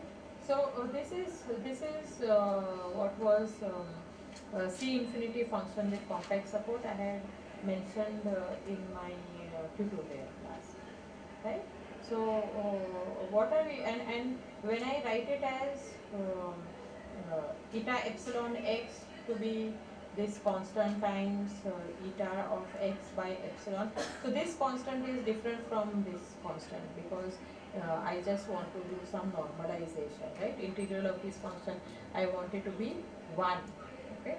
And this is nice exponential function. It is as many times differentiable as you want it to be. Okay? And we want to show that if it satisfies mean value property, then the function is C infinity. So let me just see what I want. So what are we going to do? Okay, now you have a point x over here. You have bxr, which is and you know that mean value property holds in this particular domain. Okay, so let me write down u of x is equal to integral bxr u of y dy. What we will show is that you consider u epsilon x is equal to u convolution with eta epsilon. Okay. So again, when I'm talking about mean value property, it is something which is local property, right? What does it mean? For every x, I should be able to find a ball where that relation holds. I'm not saying the same R works for everything. That is not true. The R is going to depend on your point. Okay. So whereas this modifiers which we are having, this function modifier which we are having, they are again, you are taking epsilon balls. So these are functions which are concentrated in neighborhood, small neighborhood, and it is 0 outside. Right? So these functions are something which I had drawn before. Right? It is like something like this way. It is integral is 1 and it is 0 outside.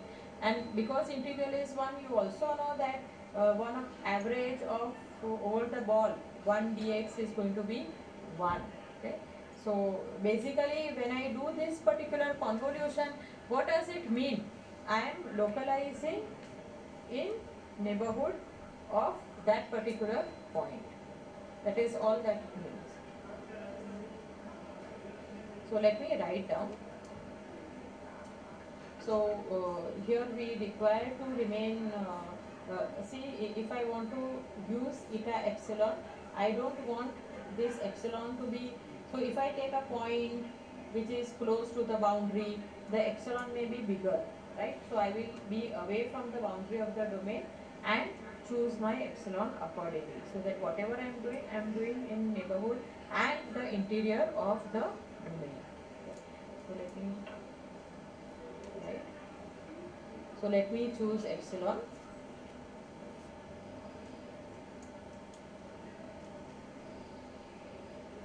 Epsilon is equal to, okay. So let me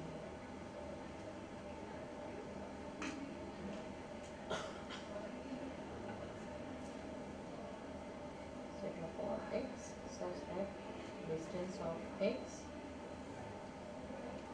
from boundary of omega is bigger than epsilon. So what am I doing? I am taking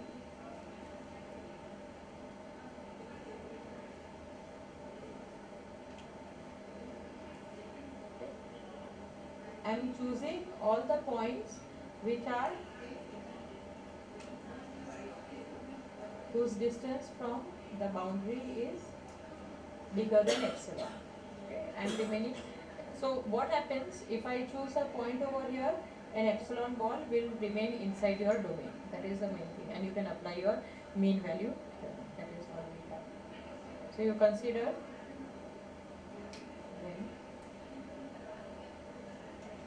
epsilon x is going to be equal to bx epsilon eta epsilon x minus y uy dy.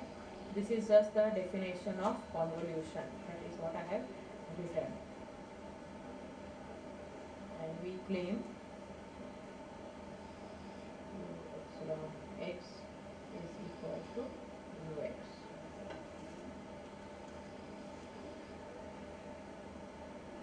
Okay. Why is this enough? It is enough because my u epsilons are C infinity. You see, these modifiers are smooth functions. They can be differentiated as many times as you want, and what we have already said, that if I take convolution with a smooth function, then the convolution also becomes smooth. So if these u epsilons are C infinity,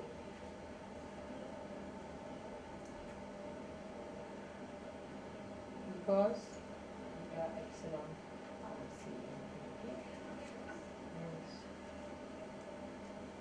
about quality implies u belongs to C infinity of omega epsilon. Okay. We remain away from the boundary. So this is where the concept of relatively compact comes into picture, you know. So here you have this. Anyway, let me continue. So I have to show this particular equality. I am just going to do what? Use the mean value property. Try to come to the situation where I have to use the mean value property.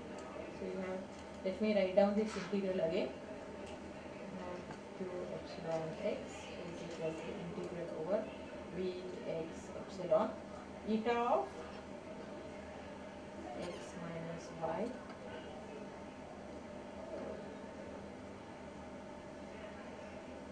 u of y dy. I will write down the definition of eta. This is eta of x minus y upon epsilon u of y dy.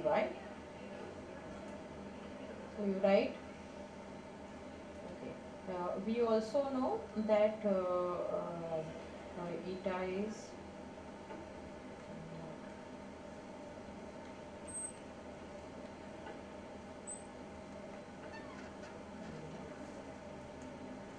that eta is a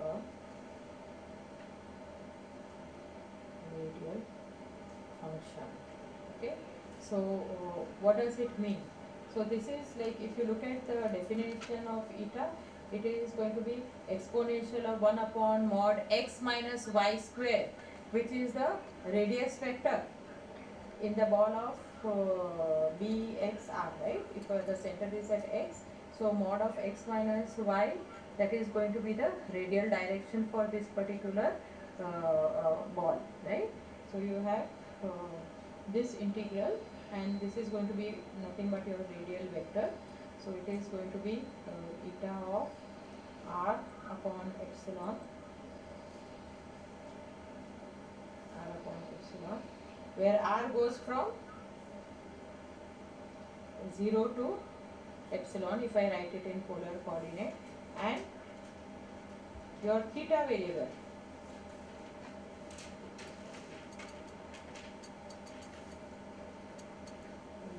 So let me write. So I am going here boundary of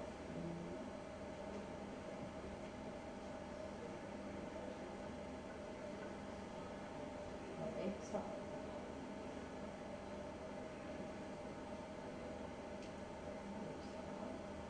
u of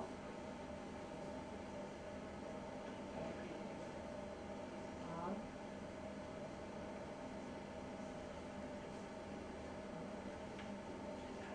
so I will just keep it as it is.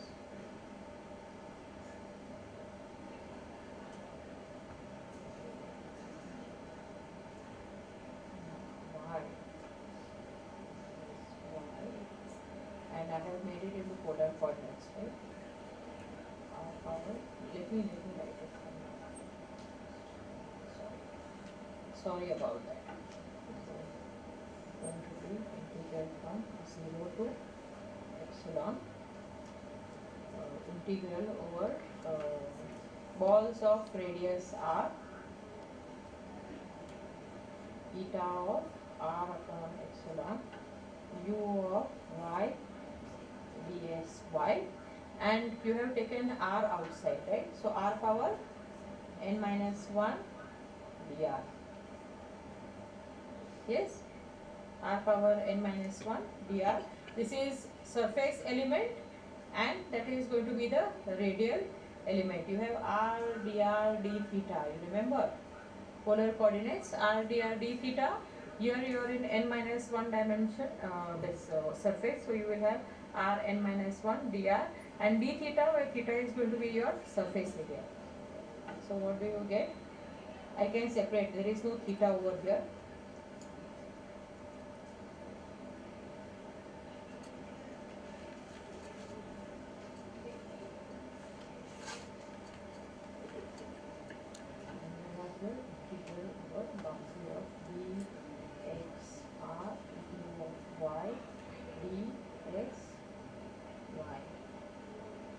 Okay, so you apply your mean value property.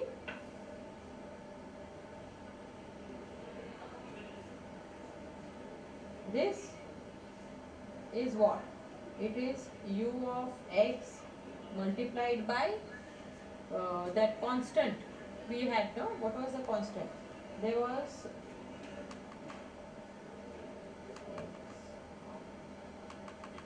by mean value property. Agreed? Mean value property implies that u of x is equal to 1 upon measure of this surface bxr times this. So you are just left with calculation of this. So this is equal to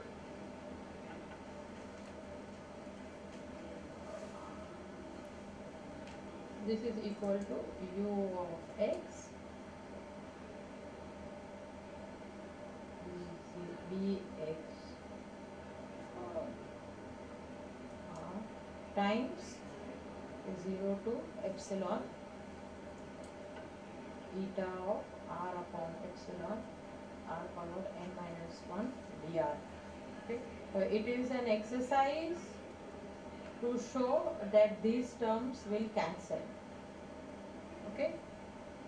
This is going to be equal to 1, and you get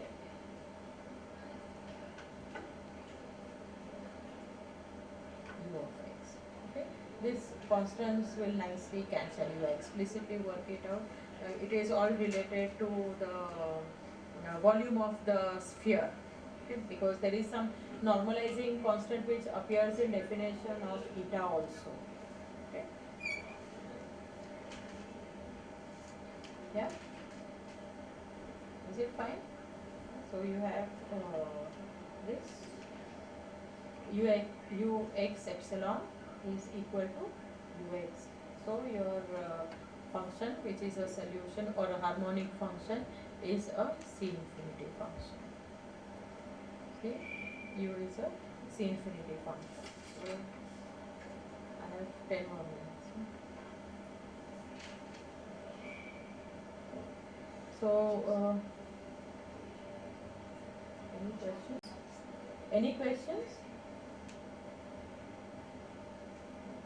So in today's lectures in the morning, again Sandeep sir, even I think in previous lectures also, they used this concept of local estimates. Poincare inequality he had mentioned, right? You want to estimate. What happened? What is this?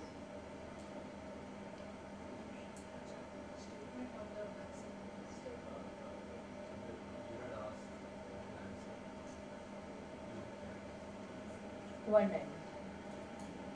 Okay. So here is gone. If it is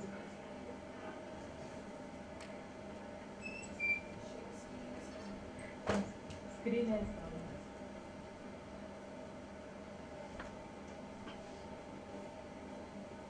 I have to call someone else.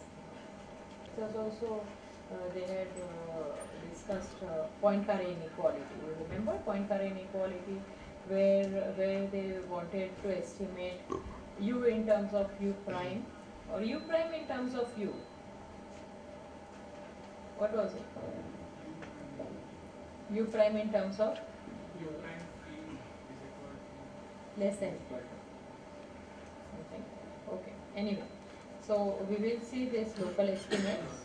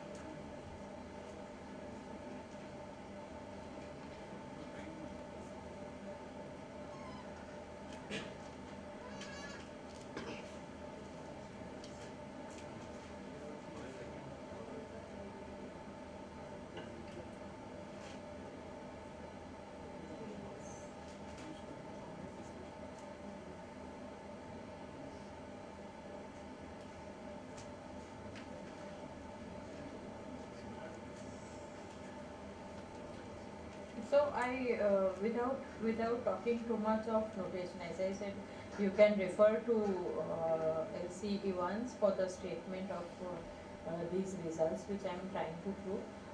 What I want to show you all is that in the previous theorem, we calculated or we showed that the derivatives of the function u exist. All the derivatives, all order derivatives exist. The function u is function of several variables. So you will have dou by dou xi, dou by dou xj, and as many mixed derivatives as possible. Okay, that is what it means. So here, when in this notation, my d alpha means d by dx alpha 1, d by d x alpha 2, d by d x alpha k, okay, or alpha n, you can say alpha n, no, if it is n variable, where alpha 1 plus alpha 2 plus alpha n is equal to k. Okay. Mod of alpha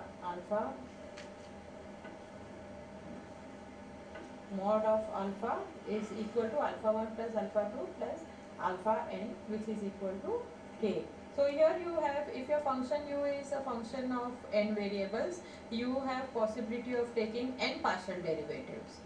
Okay, so when I am saying something is of order k, then the sum of all those orders should be equal to k. I can allow alpha I to be equal to 0. Okay, alpha I to be equal to 0. Okay, so this is what it means. The proof of this particular result is by induction on k. I am not going to give a proof, but I will only illustrate over here. So otherwise everyone will sleep.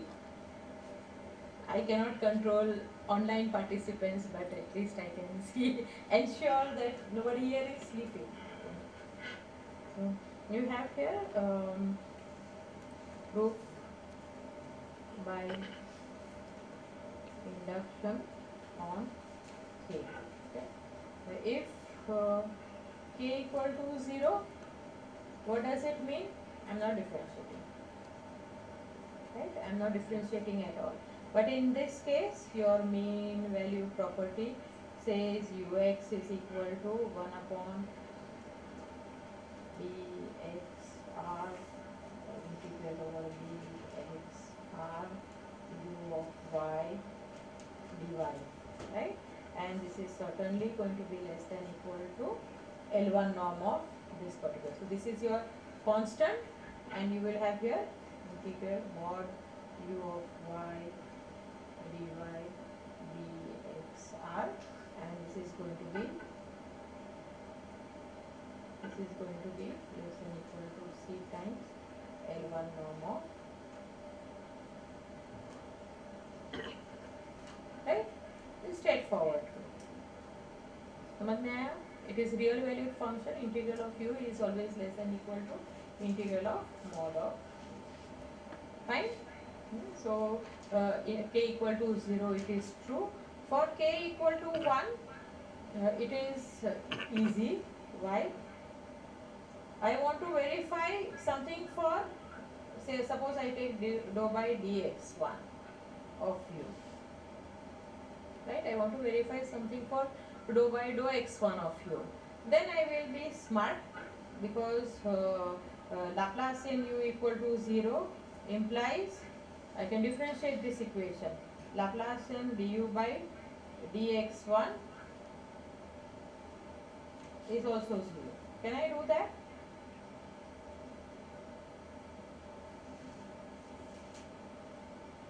Yes?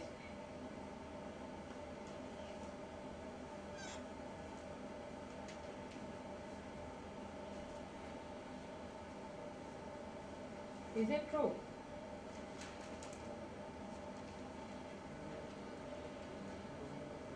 I have a question. Is it true? That is the only way I can wake people up.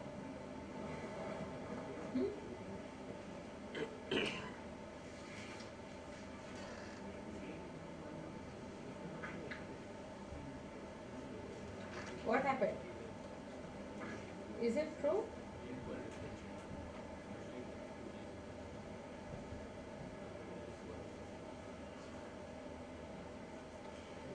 Is it true?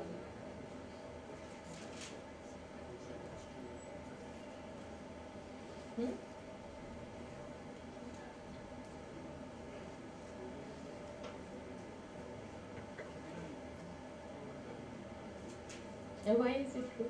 Different on both sides. Yeah.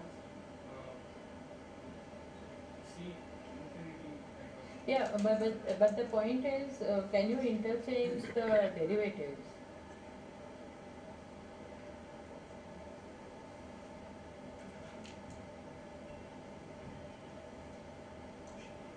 See, when I want to differentiate on both sides, what will I do? I will put d by dxi over here. Suppose I put d by dxi over here. how do why do I say that this is equal to Laplacian of du by dxi? Means even for twice differentiable function, we are not able to interchange the partial derivatives, right?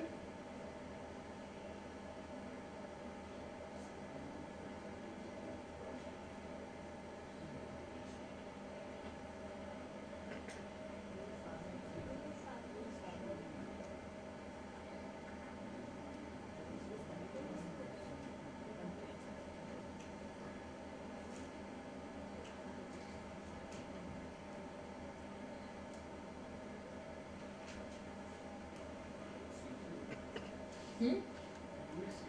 U is C2, but you require, don't you require third derivative?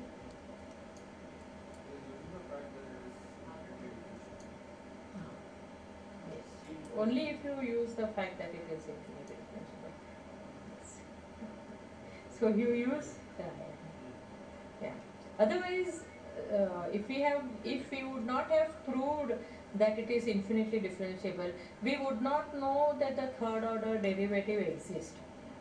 Then we cannot interchange Laplacian and this first order derivative, what we want to take.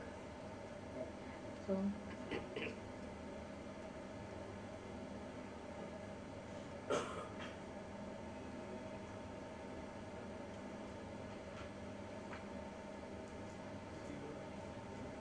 it actually is C infinity. Only then you can interchange the derivatives. So this in fact implies that du by dxi is harmonic, and we apply what we did just now, no? We already applied. You apply mean value property with du by dxi on both sides. Yes?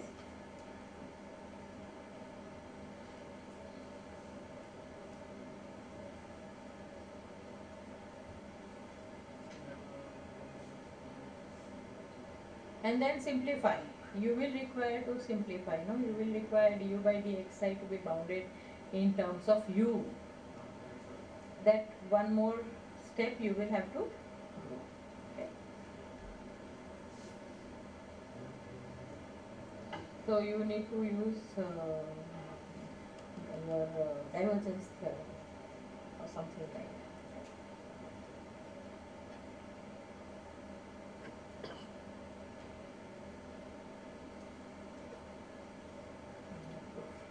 I will not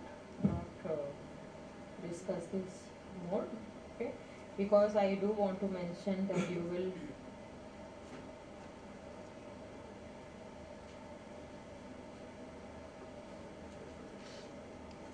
so this is favorite of people who study complex analysis. What does it say? A bounded analytic function on the complex plane has to be constant. Okay, so this is nice favorite theorem. Every time an entire function, a bounded entire function is constant.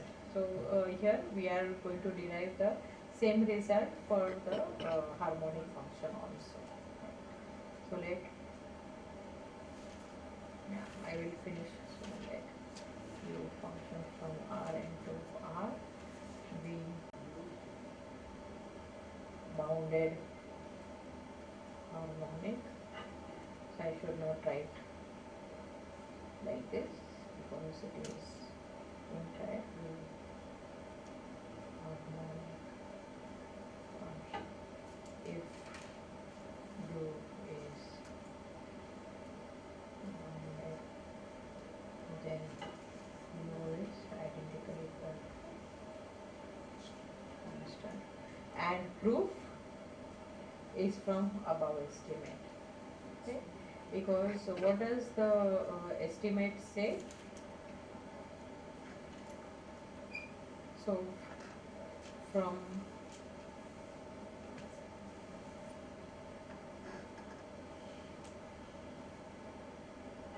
mod of d alpha u at a point x naught is less than equal to what? It is less than equal to c upon Ck upon Rn. Ck upon Rn plus k norm of u. Okay. U L1 B x naught R. What we know is this function is bounded, so you can estimate it one more time. Okay. So what do we know? This norm of u L1 B x naught R is integral B x naught R mod of u y dy, right? And if it is bounded, then it is less than equal to b x naught R, where mod of u x y is less than equal to n for all y belongs to Rn. Okay. So then what do you get? Then you get d alpha u of x naught is less than equal to ck r power n plus k, and then there is this m mod of, so here you are having r which appears in your numerator, this one, volume of the ball of radius r. Okay, so then that will be, so let me write it, b of x naught r, and this is equal to ck r power n plus k m, some constant, I have used the notation of omega n r power n, right? And then we know that I can cancel this with this n, and I can take k equal to 1. If I take k equal to 1, that means partial derivative with respect to any of those xi's. Okay, so if for k equal to 1,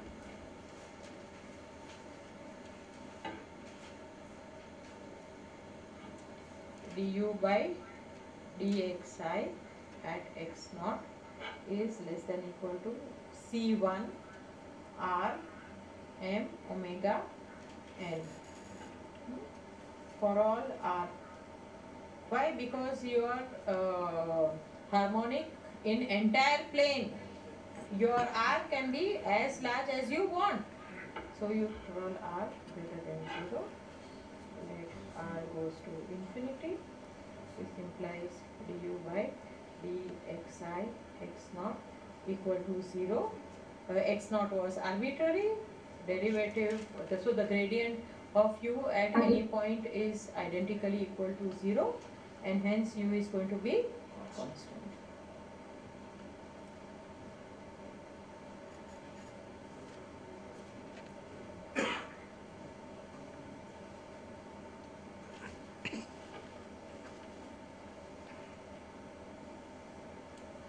Okay. So we have proved the Liouville theorem for harmonic functions also. Okay. So I think, of course I can do one more, but I think I should stop over here. I would have very much liked to so just one more remark, that if you have, I'll just write the statement. There is no proof. This is a consequence of Liouville theorem. Let f belongs to C2 function with compact support in Rn, in n greater than equal to 3, then any bounded solution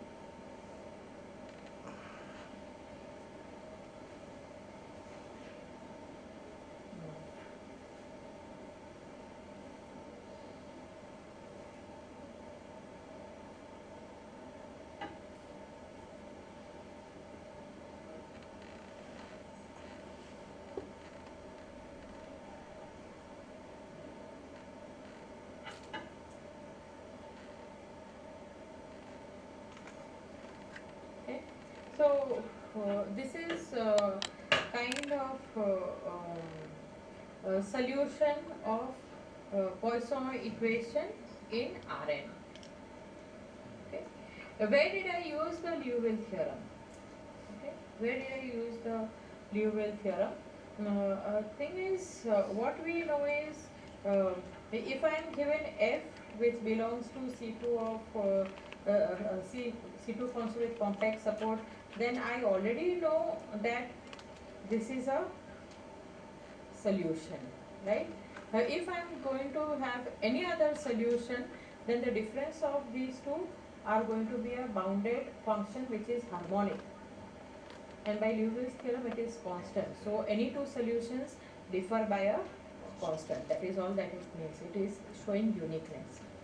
Okay, it is showing uniqueness. So here I am having f on the right hand side. So Liouville theorem implies uniqueness in case of Poisson equation on the whole plane. Okay.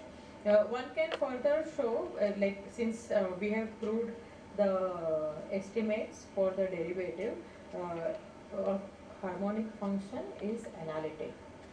Okay, so I am saying u is a real valued function which is analytic, right? So we have proved that it is C infinity function, u is C infinity function.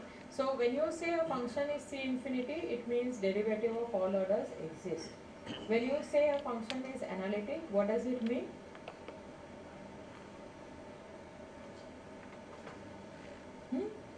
When you say a function is analytic, what does it mean? It means, but here it is real valued function, right? So the concept of, so when we say a function, a real valued function is analytic if its Taylor's expansion is valid in neighborhood of every point. That is the difference between C infinity and analytic. You can have a function which is C infinity, but it does not have a Taylor series expansion in neighborhood of every point. Okay, so concept of analyticity can be defined also for, so actually if you compare with a complex differentiable function, that is the beauty of analytic function, that if it is complex differentiable, it has Taylor series expansion. Taylor series expansion means also the sequence of partial sums converges to the value of the function at that particular point. Okay, so that is the beauty of analytic functions. So harmonic functions are analytic. So I have calculated those C infinity is or the coefficients. I can define the coefficients using my Taylor's theorem, right? I know what the coefficients are, but when we say U is analytic, if I write down the Taylor's expansion using those derivatives, the Taylor series converges to U of x. Okay, and that again you can see because you have this nice expression over here. You see this? There is this something in below which goes to 0 very fast. So your tail of your series goes to 0, then you expect your series to be convergent. Of course, that is a bad way to say it, but still, here you hope that it is going to be convergent. Okay, so the harmonic function is in fact analytic. Remember, when you are talking of harmonic function, it is the simplest case of elliptic equation involving only Laplacian. We have seen this is linear, in fact this is homogeneous. When I put f, I have slightly more difficulty, but I have solved the problem only in Rn. I have not even given you the answer solution for bounded domains. I would have liked to do it, but if this one is also clear, I am happy with it. So you can try to understand and then go to the next step about finding the solution or finding an expression for solution in a bounded domain. This is an expression for solution only in the whole space. Okay? And when you go to nonlinear problems, you have already seen in Sandeep sir's class that you require the machinery of functional analysis. Okay? Infinite dimensional vector space. Your solutions are functions which belong to. That is the main reason why this Fourier series, as I said, it gives you bases. Taylor series also gives you some kind of approximating nice polynomials which approximate a given function. So in numerical approximation, these kind of ideas are very much useful. When you approximate, you are reducing your infinite dimensional problem to finite dimension and doing your analysis. That is all that you do. Okay? So infinite dimensional linear algebra becomes finite dimensional linear algebra. That is one. And as Kulkarni sir had correctly said, if you study slightly further, you realize that PDE can indeed be a link between pure mathematics and applied mathematics. Unfortunately, we don't get to see that part because we are only solving differential equations. You all do not see, these geometric concepts. So that is why we included some of these, rather than just traditionally finding solutions, which everyone studies at some point. Instead of just doing that, I asked, say, Sandeep sir to also introduce variation methods, right? It is just simple, your finding critical points. Okay? Only in very abstract space, but it still has very good structure. Comparable to finite dimensional vector space. So when linear algebra is finite dimensional vector space, when your finite dimensional vector space becomes infinite dimensional, then everything becomes, algebra becomes analysis. Right? When you wanted to add finitely many numbers, it was very easy, but you wanted to add infinitely many numbers, you needed to study series and sequences. Okay? So that is where I will stop. Questions are welcome.